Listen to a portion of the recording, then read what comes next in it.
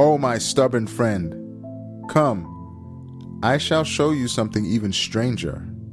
Look, all these works and things in this land have changed and are changing. They do not stop in any one state. Note clearly that each of these lifeless bodies and unfeeling boxes has taken on the form of being absolutely dominant.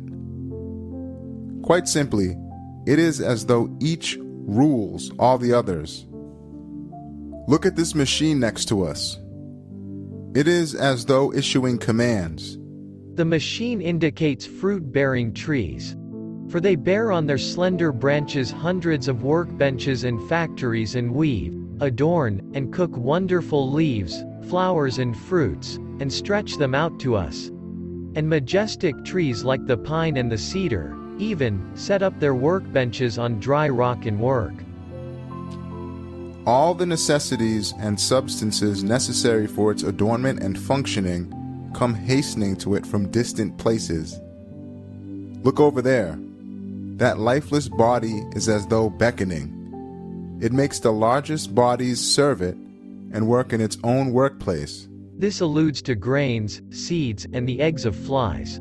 For example, a fly leaves its eggs on the leaves of the elm. Suddenly the huge tree turns its leaves into a mother's womb and a cradle for the eggs, and into a store full of a food like honey. Simply, in that way the tree, which is not fruit-producing, produces fruits-bearing spirits. Make further analogies in the same way.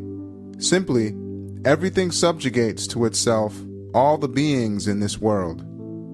If you do not accept the existence of that hidden one, you have to attribute all his skills, arts, and perfections in the stones, earth, animals, and creatures resembling man everywhere in this land, to the things themselves, in place of a single wonder-working being, which your mind deems unlikely.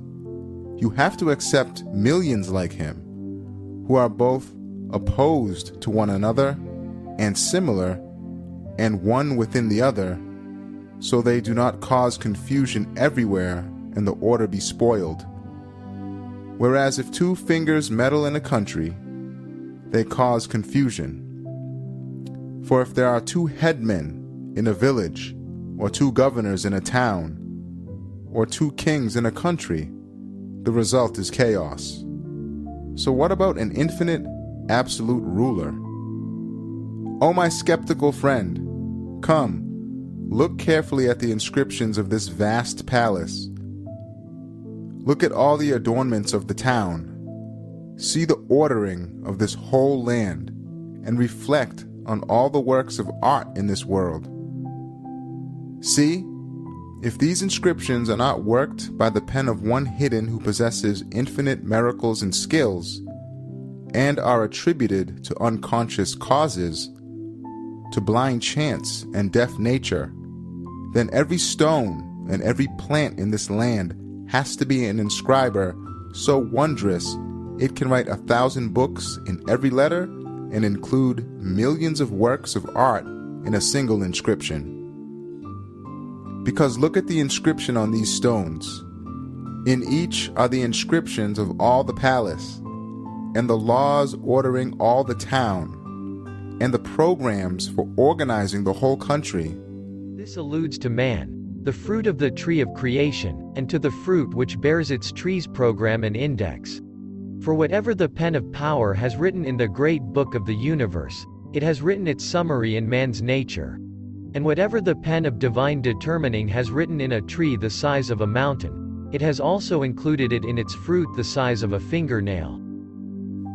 That means that it is as wonderful to make these inscriptions as to make the whole country, in which case, all the inscriptions, all the works of art, are proclamations of that hidden one, and seals of his.